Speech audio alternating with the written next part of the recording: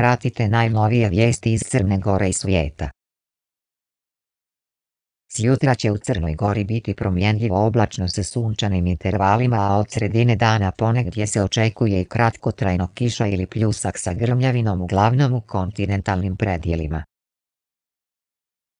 Pod motom Makedonija je silna ispred makedonskog parlamenta u Skopju održan je kontramiting makedonske vladajuće partije VMRO-DPMNE i partija Koalicije za bolju Makedoniju, dok opozicija kampuje ispred zgrade vlade. Prolongiranje roka za pribavljanje integrisanih dozvola neprihvatljivo je za sve koji shvataju kakvih su razmjera posljedice takvog rješenja po zdravlje ljudi i kvalitet životne sredine, upozorili su iz ekološkog pokreta Ozon.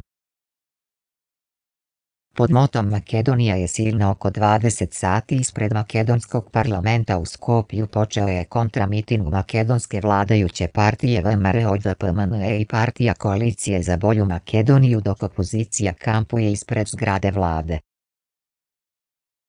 Mala grupna kuća namijenjena djeci sa posebnim potrebama bit će otvorena za mjesec u Bijelom Polju, najavila je ministarka rada i socijalnog staranja Zorica Kovačević. Marko Šofranac i Nemanja Vukmirović nijesu postavili eksploziv ispod kancelarije glavnog i odgovornog urednika vijesti Mihaila Jovovića, to je prvostepena presuda sudije Podgoričkog osnovnog suda Nenada Vuljanovića.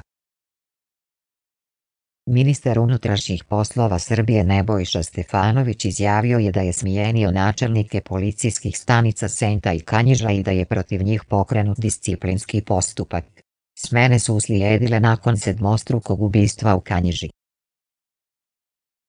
Pod motom Makedonija je silna oko 20 sati ispred makedonskog parlamenta Sobranja u Skopju počeo je kontramiting makedonske vladajuća partija VMRO-DPMNE i partija Koalicije za bolju Makedoniju.